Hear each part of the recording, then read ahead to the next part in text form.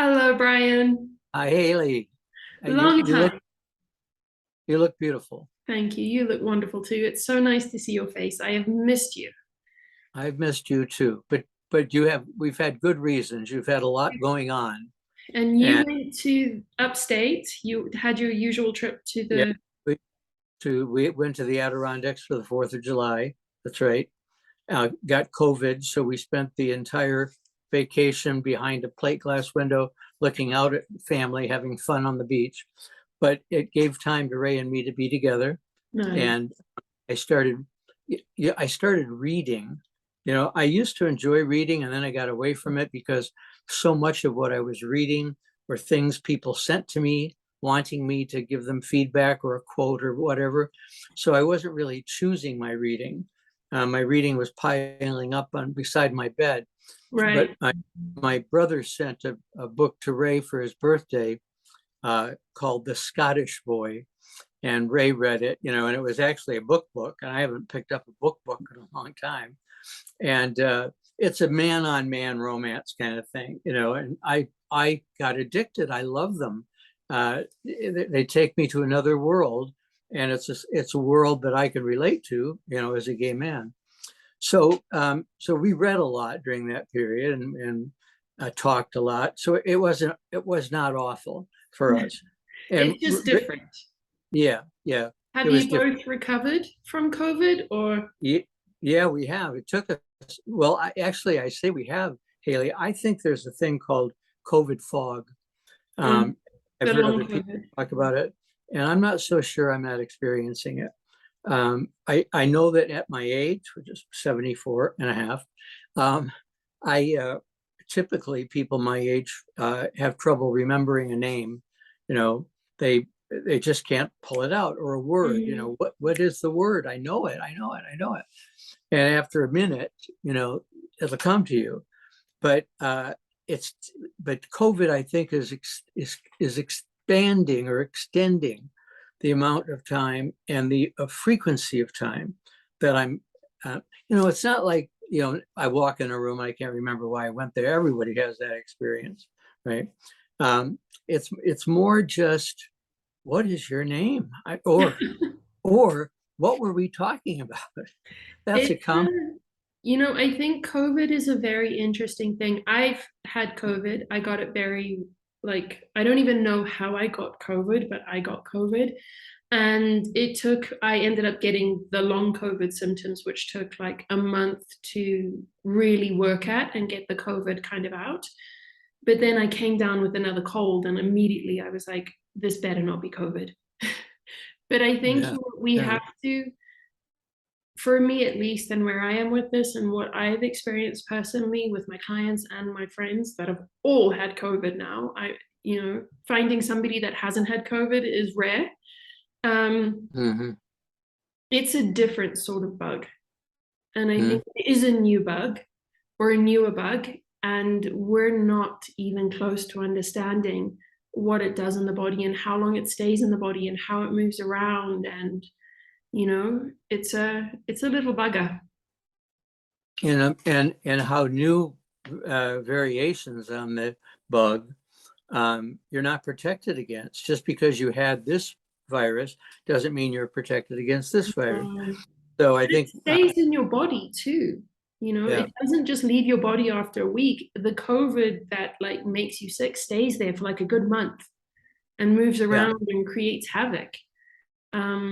It's a yeah, it's a Well, nice little bugger. I was a little timid having had it. Um, I was invited to do a virtual address on uh, gay and lesbian, bisexual, transgender issues in the workplace to a multinational corporation virtually.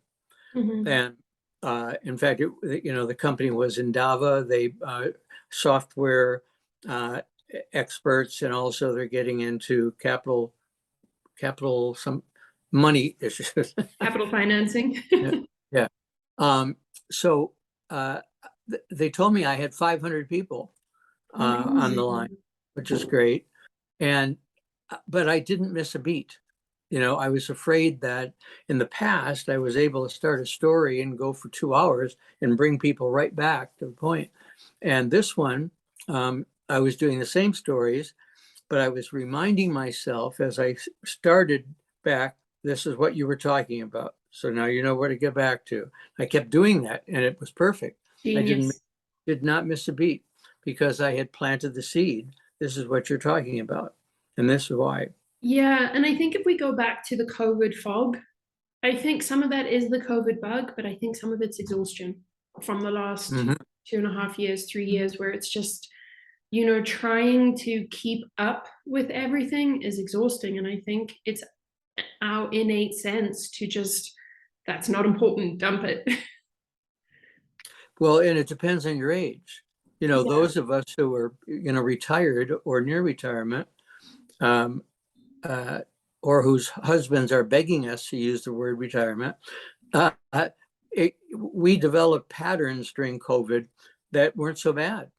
Hmm. We had gardens to tend to, and it wasn't like we were missing out on high, heavy duty conversations with clients, right?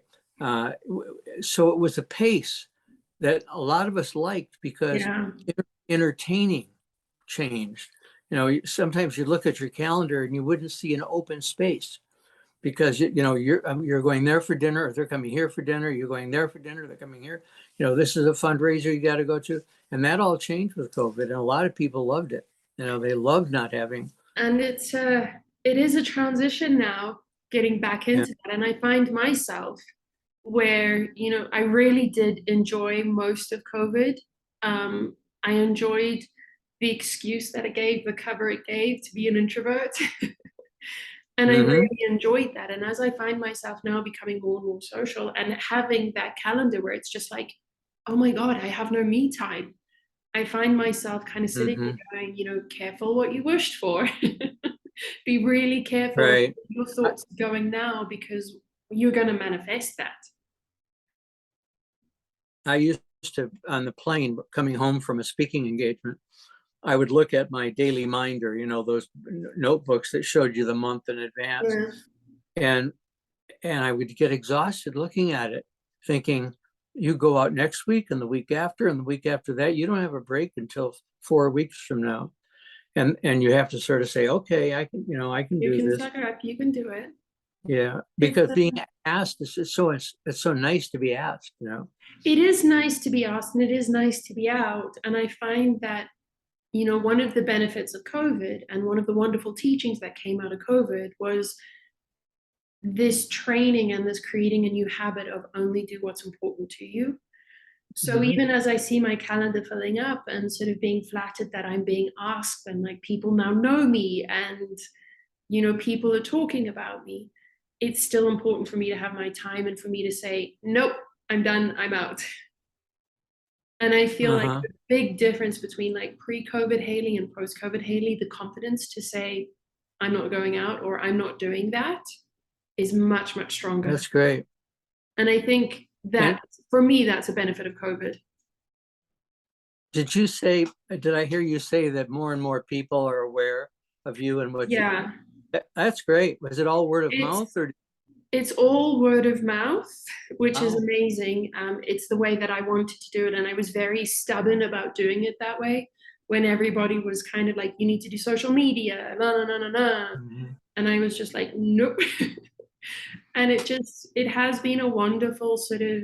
I think it's been 2 months since we spoke, where like little things have been clicking in, and it's almost like, "Oh, that's what that means." That's what that That's means. great. So it's been, That's great. it's a very happy, content free time. I say that very much acknowledging and honoring all of the effort that I put in and all of those times I dropped to the floor to my knees, Mhm. thinking Mhm. I can't go on, to be able to sit here now and be like, nah, it was all worth it. It was all worth it. And it's very interesting to be in this place where, I mean, of all the places in the world, this is where it comes together. Okay. Yeah. Okay. Well, you were saying before we started recording and I really like this. It's challenging, but I really like it. Um, about what people's truth and reality are. That is personal. That it's impossible to say to everyone and have them all agree. This is what just happened. Mhm.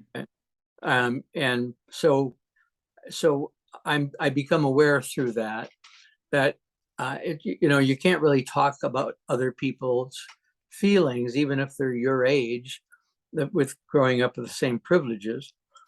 I do know, going back to your success with COVID, or with your through COVID and your speaking and counseling, that I struggle with what's next. Mhm.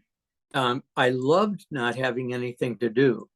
I had the successful video, the movie that won the award, and I felt that I needed to help push that on social media. And then same time, I had the new book, on being gay and gray, and it wasn't going to sell unless I promoted it. Mhm. And that's exhausting. Because you do it once, and you put something up on all of the, Instagram and Twitter, and It's a you know lot. it's a lot. And then you're told, well, you have to do that again and Yeah. again and And again and again, again. and again. Oh, it's things like, oh God, here's Brian talking about his damn book again. And I don't want to be that guy. Yeah. It's a But very fine line.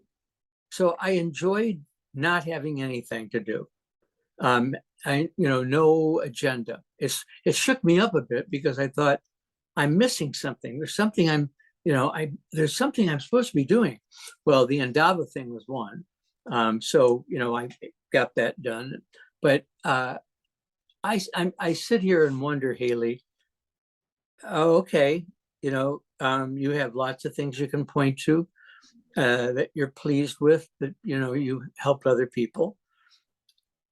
Are you going to just sort of relax now? Or you know, I still write my column. But my column, like the rest of my writing, is very sort of personal. Mhm. Like I wrote about talking to the plants, in one column, and talking to the angel that, guides me throughout the day. And I love that one. But it wasn't necessarily gay, focused. It was, Brian focused. But I think there are a lot of people who related to it, who themselves walked in the garden and talked to the plants. Well, I think we relate to the soul before we relate to the labels. Hmm. And I think we're moving into a place where that is becoming more and more conscious. It's becoming more immediate, and it's standing out more. So I think we are, regardless of where social media is going with all the algorithms and everything else, we're all really craving the soul energy. And that soul energy for you right now is Brian. So those Right. stories connect because they're being told through Brian's eyes. It's your perspective that you're sharing. Hmm. And I Yeah. think, well, my mantra for probably the last 2, 3 months now has been to allow my path to unfold and evolve in ease, grace, and joy, and to just let it happen. And I almost envision myself like putting a chair on a conveyor belt and sitting on the chair and just Uh-huh. letting it happen, letting it come to Ah, me. And it is a fine line, because some people be like, that's just lazy. You're checking out. And I think it's not mm, lazy because every moment you are putting so much effort into being present to see everything that's coming, to be able to pick up the yeah, flower and smell it and say, this is delicious. yeah, yeah. And I think that's where we're now starting to define life. It's moving away from success being achievements and everything that you have collected to being how are you feeling. Hayley, you're saying exactly what the Tao said this morning in our reading. That when we label things, we take away their meaning. We give them a new meaning. If you think something's beautiful, then something now is ugly, right? Because there Right. has to, You're playing right, with the polarization of it. and Thich Nhat Hanh, said in one of his stories, he said that when somebody told him that the bird he really liked was just a wren, whatever the word was, whatever the bird was, then from then on, every time he saw that bird, it was just a wren, right? Not important, because it was just a wren. Mm, And if somebody hadn't done that to him, the joy of seeing that bird each time would have been different, very much so. right? I think I read, oh, where did I read this book? It was some diversity, equity, inclusion call that I was on, and there was a new book out, and unfortunately, I don't remember the book, but they speak about labels in that book. And what resonated with me was their definition of what a label is. It's an introduction, it is not the whole story. Oh, And I was like, that's probably one of the best definitions of a label I've heard in a very long time. A label's just a part of you, it's not the whole story. oh, you mean about yourself? Yeah, and like the labels that we give everybody else, they're Right, just an introduction. It's right, just an icebreaker. right. It's not the whole story. And it will, and your definition or the assumptions you take into it will change if you spend some time with it. Yeah, and that word is so interesting, assumptions, because it's been something that I've been rebelling against, and I've noticed in myself that when I feel people pointing assumptions at me or labels at me, I immediately go into like rebellion. Mm-hmm. And I very much find myself being quite snippy. And Mm-hmm. I'm aware of this. And I've now come, like, after sitting with for a little bit and trying to find out, okay, where is the best way for me to navigate this? Because, when we talk about unfair, it's unfair that somebody is putting assumptions on you, but unfair is an illusion. So what Right. can I do with it? And I now start saying when people point their assumptions or their labels to me, I feel like it's a bit harsh, but it fits right for me. Is your assumption means you're going to miss out on the most beautiful parts of me. Mm-hmm. Right. You're going to move And on. yeah, and a lot of people have been like, "Wait, what?" And I'm like, "Yeah, all of these assumptions that you have about me mean that you're missing out on the best parts of me." And it has so far. I've used it two times now, and it's completely changed the conversation where they're like, "Oh, Yeah, I think that the labels and the assumptions are happening out of fear. I think we're doing it much more than we did before. yeah, Out of fear and insecurity and wanting to be safe. And so the I'm lack going to I'm mindset." going to label you this, so I'm not going to spend any more time with you. I'm going to label them that. I'll go over to that group because I know I'm safe there. And what we're both saying is, well, you might have been safe here, right? You just labeled the person pretty quickly because of one opinion they have. What else do they believe? What else do they think? And for me, it's safety, and it's also we're so afraid of being seen now. And I think it has a lot to do with the whole cancel culture and where we are now too. But like you're saying, it comes down to that safety of I don't feel safe being seen, so I'm just going to put labels around and be like, look, don't belong anywhere. So Hayley, let's talk a bit, if you would, about what does cancel culture mean to you? What is that? For me, cancel culture is complete projection. It's let me So annihilate you before you look at me. so you eliminate them? Is that it? That's what I see, and that's the Yeah. energy that I feel, that it's eliminated, so nobody's pointing a finger at you. They don't have time to turn around and be like, who are you? Uh-huh. um because I think where we are a lot with our culture these days is we're all very fond of pointing fingers.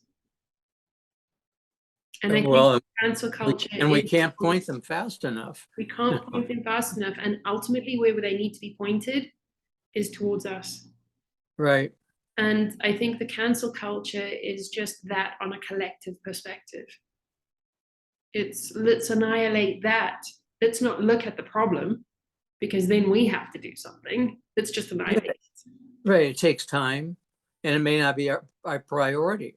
Yeah. Now that's the other issue is everyone has a priority. It may be raising your children, or it may be liberating gay people, or it may be, but you have a priority in terms of where you're going to put your attention and time. And so when other stuff comes up that's asking for your attention and time, sometimes our response is to cancel and say, that's not important. You're not in my life. I'm not going to do that. And I think the danger there, as you said a minute ago, is that when we do that, we miss the best part. Yeah. It's scary because it is very violent too. We're not canceling people in a very kind way. We're annihilating. Oh, yeah, And we I are. think, when you're in that energy of annihilating, you're holding the energy at that. Nothing good can come from the annihilation. Even if you think you're trying to change something for the better, you're just perpetuating annihilation energy. Yeah. And the Tao talks about the fact, the saddest thing is having an enemy. It doesn't, if a person becomes an enemy, they lose their personhood to you. Yeah. And so you shouldn't have enemies. And in war, the Tao talks about, the best generals step back, not forward. They don't want to engage because they know it's going to be slaughtering people, not labels, people. Yeah. It's people, and it's heartbreaking and it's heart-wrenching. I Mhm. was one of my friends here is comes from a military background, and we were talking about sort of how the basic training changes people, and it changes them. And I'm very much aware that people want to go into basic training for one reason or another. It's always their choice to go into it, mostly, at least in the US, and how it changes their mindset and how it completely destroys some people. And it's like, geez, humans, why are we doing this? Mhm. It's an And the good thing about it is that we're all talking about it now. It's with the benefit of social media, there are a lot more voices saying, why are we doing this? This is not fair. Yeah. Before you and I started recording today, I gave you an example of somebody doing something to me, which I thought was unfair. And it's really hard when people engage in behaviors that you feel are really unfair. You didn't deserve that. I find it even more confusing when you put them on a pedestal as a mentor, a teacher, or somebody that should know more than you. Mm-hmm. And then they end up being just normal people. Yeah, yeah. I hadn't really thought about that in relationship to this particular example I gave you, but you're right. There's a sadness that something has been taken away from you that you really were counting on. That Yeah, Hayley, I'm still grieving my sister's death, of course. and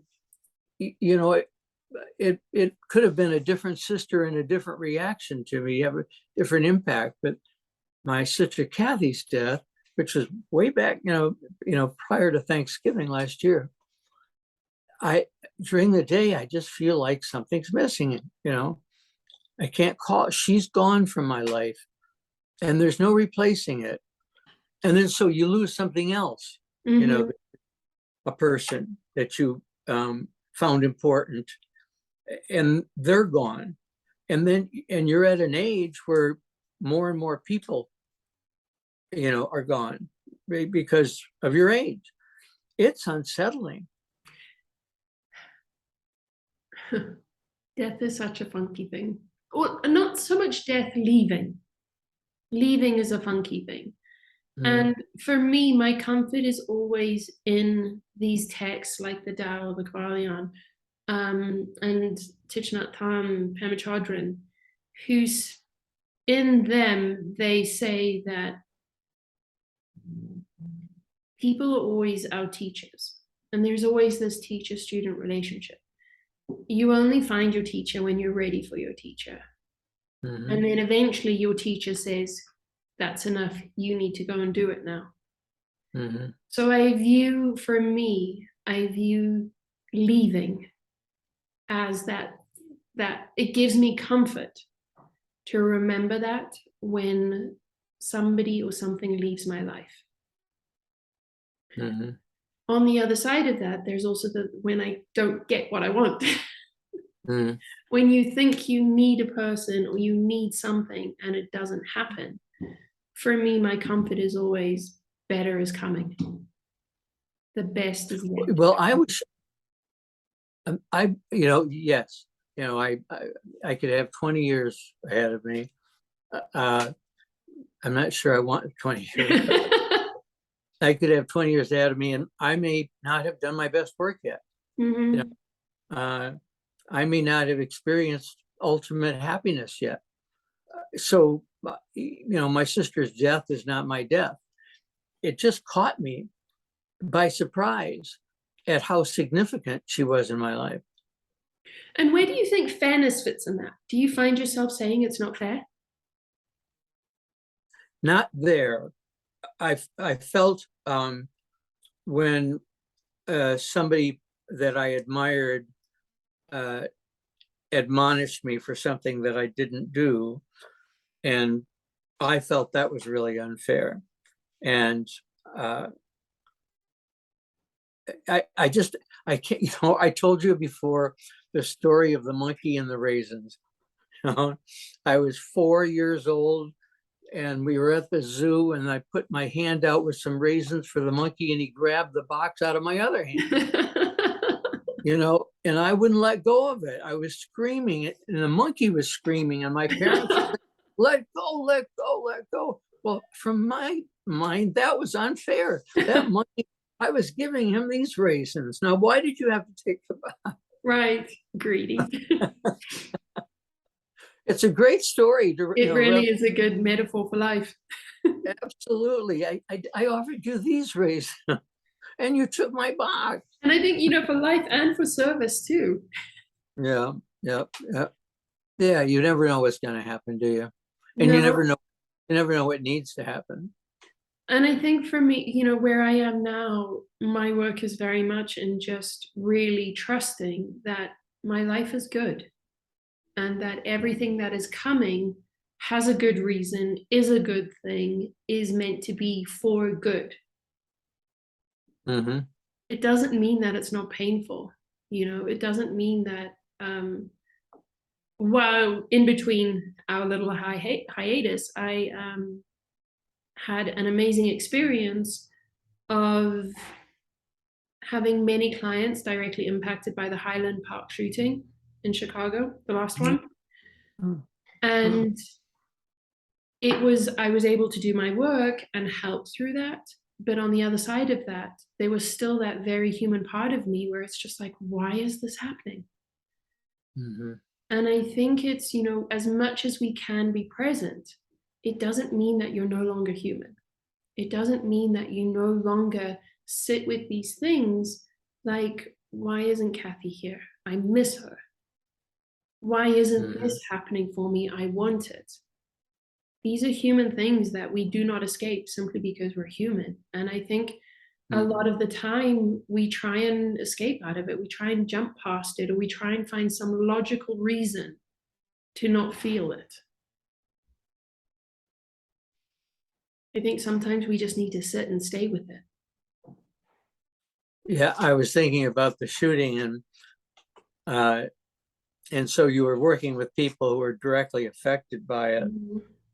Uh, and I feel how sad it is that so many of us just move on to the next tragedy. You know, we expect them. We wake up expecting there's going to Yeah. be something jolting, uh, and almost get addicted to it. You know, get addicted to shock, get addicted to Mhm. things are out of control. Look at this. I'm right to be afraid. Uh, I need a gun now. yeah, well, you know, gun sales have gone up. Um, we don't have one. I'm afraid of them. Um, I, guns are very interesting to me. It's not the guns that the problem, it's the people. right. And, I know that there's an enormous debate around guns and people and white men and terrorists. And I know that. My experience with that Highland Park shooting had nothing to do with guns. I know that a gun was the tool. I know that a white male took a gun and hurt a bunch of people. But for me, it was underneath all of that, all of the muck, everything that happened to create that situation is where my heart breaks. And Mhm. now it's like, again, it's afterwards, there is trauma, but people, all of the people that I helped through, they're all doing really good right now. But the problem is, all of that muck is still there Mhm. To create another to incident. create another one. And we're not looking at that. We're now looking at, let's figure out the guns. Mhm. We really need to look, like, turn that finger around and be like, hey, what are you doing to be a part of this? And nobody wants to be a part of that discussion. Nobody wants that question pointed towards them. What are you doing to perpetuate this? Mhm. I find, Hayley, in my writing, uh, that it's really hard not to jump into a public debate and cleverly assert your opinion. Mm-hmm. That you, if people are coming to your posts because you inspire them, right? Uh, that means that you really have to be careful about throwing red meat to, Mm-hmm. one group.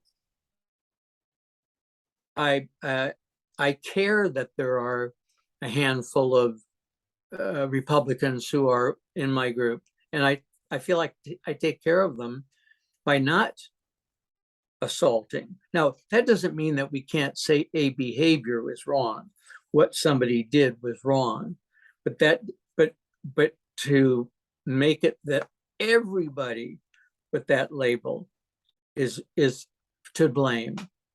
So not, I of course get all keyed up about issues inside.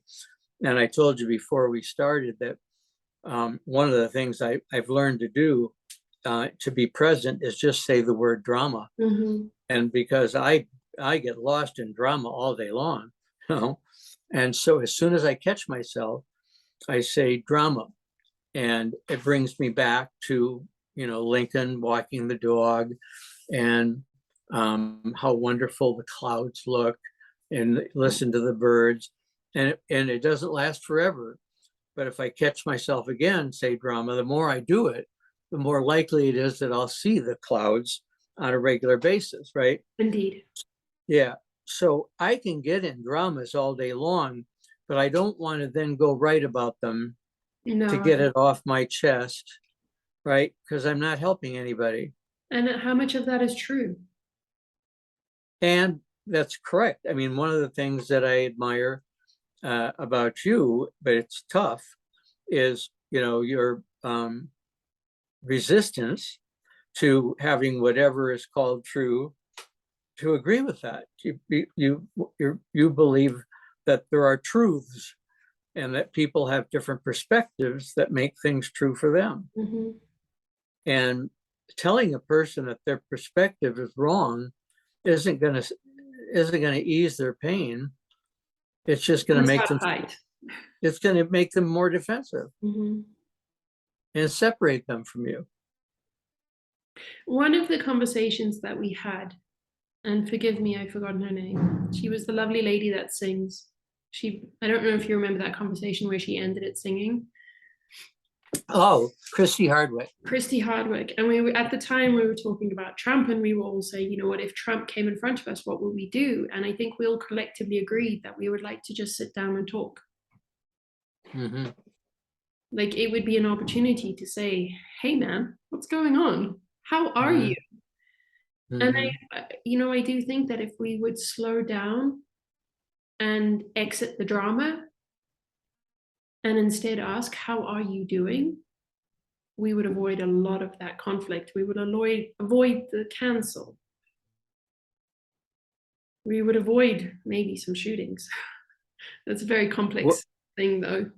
it is complex, and so much of it is about mental health and what impacts mental health, and then you're getting into the whole issue of poverty and our education system and racism. There's no end to the There's strength. no end to the excuses.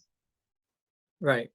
Well, but also the right, and it's not about excusing, but as you said earlier, um, it's about going past the gun and past the person and trying to figure out, okay, why did this happen? Let's not talk about the guns. Let's talk about what created this incident, right? So that's where I was saying that, you get into these um, exhausting Mm-hmm. discussions, because for me, it's exhausting because I'm not an authority on any of them. No, I'm not authority on poverty. I'm not an authority on racism or the education system. I have my little thing that I feel comfortable saying. What I say to you is you can rely on Mm-hmm. about this topic. Uh, but the others, I think you get exhausted because your opinion's not necessarily enlightened, And I think also your opinion's not always heard not always correct. or Yeah, heard. pardon me, People will or her. heard. So you can speak your opinion, people may not hear it. Mhm. Because they, in their mind, have so much going on, drama, drama, drama, And because that they're they, so like cemented in their opinion that anything other than that just is like, psh. well, it's like this conversation you and I have, you know, it's essential to be present to it. Mm-hmm. I'm with you 100%. If I start going off thinking about the eggplant parmesan I'm making for dinner Oh, tonight, delicious. Can I come over? yeah, yeah, right, I know. Then I lose you. I lose I'm sorry, Hayley, what did you just say? Right. Uh, because I've taken that time away. I think that's one of the most beautiful things about all of the effort to be present is the connection, is being aware and conscious that, oh my God, there's a connection here. And for me, that comes back to what's important to me. That when I'm with somebody, you get my 100% presence, not because I'm trying to be a goody goody two shoes, but because I'm really enjoying it. It's actually completely Yes. altruistic because I'm sitting here going like, oh my God, I'm seeing and I have the privilege of being in this person's presence and it's beautiful. It's Yeah. energizing me. I'm It, getting it, a kick out of it. it, it's, it's a privilege, isn't it? And it's a sacred privilege. It's sacred. And it's, one of the things, again, we were talking earlier how people are speaking about me now. And I'm much more comfortable hearing it too. Before I'd be like, oh, that can't be me. Like, don't put a spotlight on me. And this weird little place that I'm in, this beautiful, weird little place that I'm in, people come up to me and say, your energy is so amazing. You have a light on you. And I'm so comfortable with it now because I'm like, oh my God, you see it? If you That's see it, great. that means we have a connection. Let's talk. Right. Right. Our angels are dancing together. Yeah. And I think it's one of the most beautiful things about all of this work, and the hero's journey is, it's not just about reaching enlightenment. It's about the journey of having these moments where you're like, oh, look at this beautiful moment. Look at the So you, connection. what I'm hearing, and I love, is that uh, when people call you for consultation, you go into a zone, you go into a vibration, right, in which you connect Mm-hmm. with them, whatever vibration they're at, you connect it Mm-hmm. with the intention of bringing it up, Absolutely. right? So then you hang up and you go out the door to buy your groceries, and you're still vibrating at that higher level Mm-hmm. without saying anything to anybody. And so people are seeing by looking at you that you're different than they're used to, and they like it. They feel safe around it. They feel comfortable with it, even though you're, I'm different. just getting a banana. Yeah, you're in Mexico, right? So, you're not native, but they're picking up from you a light that you're not just giving to the people you call or who No, call you. I take it very seriously. Let me speak English. I take my presence very seriously. And my mantra every day is, may my presence be a blessing. May I receive the blessings of my presence. Because it is my perspective, it is my job, it is my service to take care of my energy, to do whatever I need to do to get out of the drama and be present, and to radiate that joy and happiness of being present.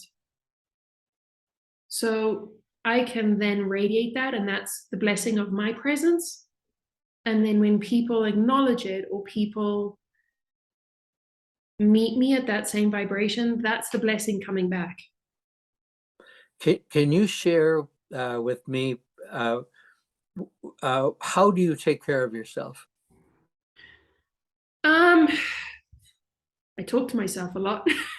Yeah, I do talk to myself a lot. But I really, one of the most important questions I ask myself a lot is this important to you? Is what you're doing important? If it's a yes, I smile and get really into it.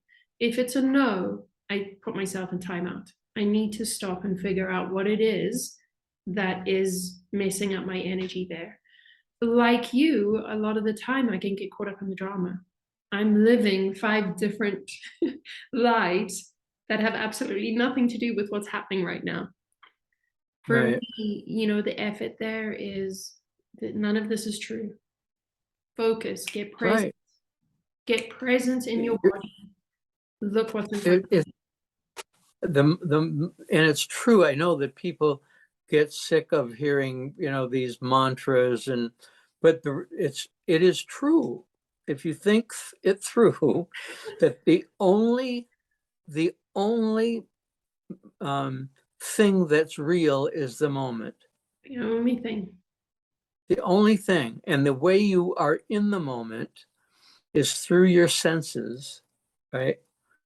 Uh, but not your thinking, because thinking creates analyzing, And thinking creates labels. labels and judgment, right?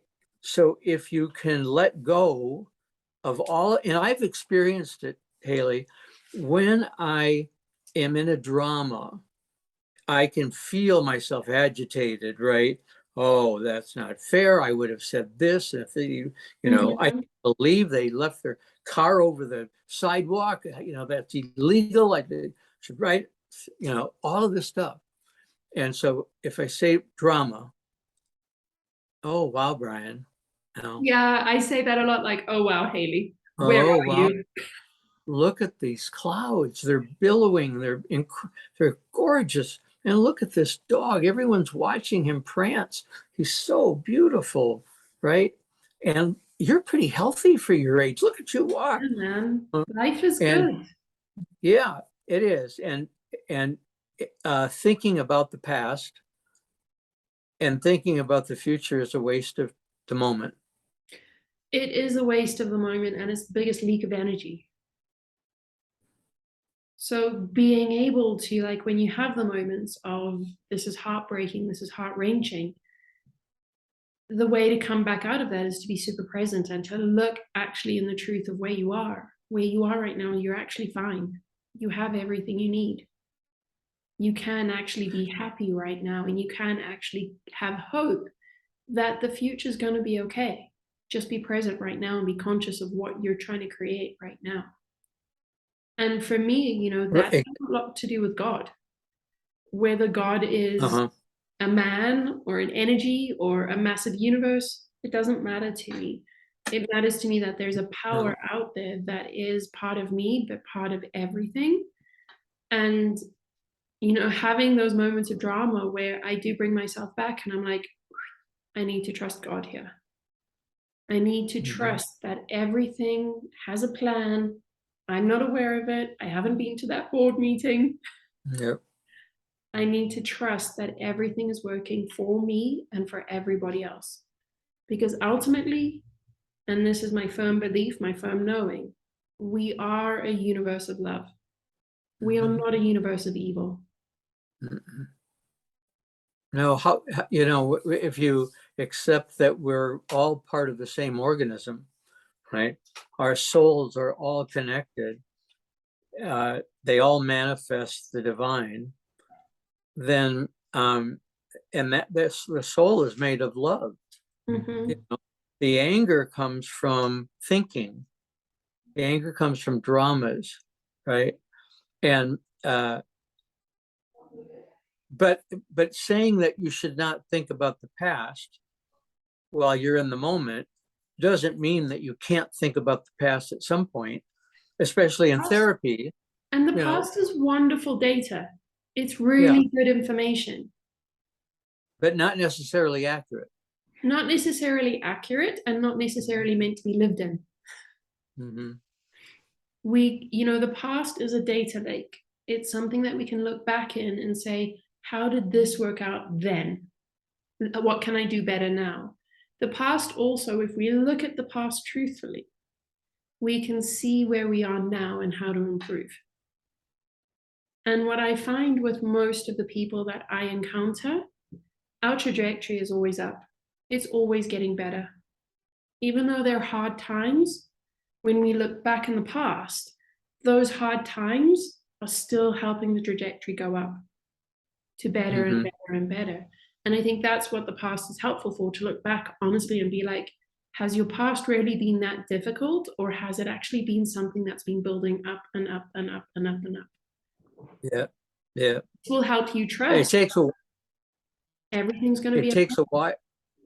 Yeah, going back to the concepts of, we talked about fair, it's Mhm. unfair.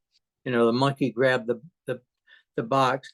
A lot of people, when we go back to the past and think about our parents and think about, this or that, uh, we're looking for someone to affirm for us. You're right, that wasn't That fair. wasn't fair. Here's That your wasn't, prize. yeah, here's your raisins. But let's move on then. Or do you want to stay stuck back there with what Yeah. your dad did? Because you can wait until the whole world tells you that's not fair, that shouldn't have happened, but you're missing your whole life. It shouldn't have happened. We wish it didn't happen, but it did. And like you say, you can sit in that moment and wait until someone acknowledges that it's unfair. Well, then what's going to Mhm. be enough for you to say to even out the fairness? Do you want two boxes of Right. raisins, or do you need three? Or does the monkey need to Or do die? you want, or do you want the monkey? Yeah. Uh, um, yes, and going back to labels, we can label ourselves as victims. We're victims of incest. We're victims of child abuse. No one's denying that it happened to you, but is that where you want to stay? Is that the only story you want to tell? Or does your life have more stories going on Is your that we life bigger than that one event? right? And And if not, why not?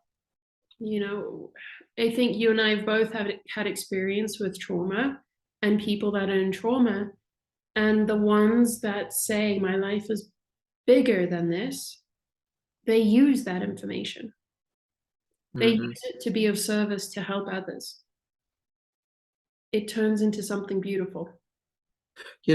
For me, you were saying we both had trauma, and I was, going through my mind trying to think of, okay, what trauma is, and then I found myself, on the gurney in the emergency room having my stomach pumped because I drank the turpentine and ate the pills, and so there was trauma, but it changed my life. Mm-hmm. I was no longer afraid to tell people I was gay, and regardless of what they had to say about it. So, yes, bad stuff happened to me. Yes,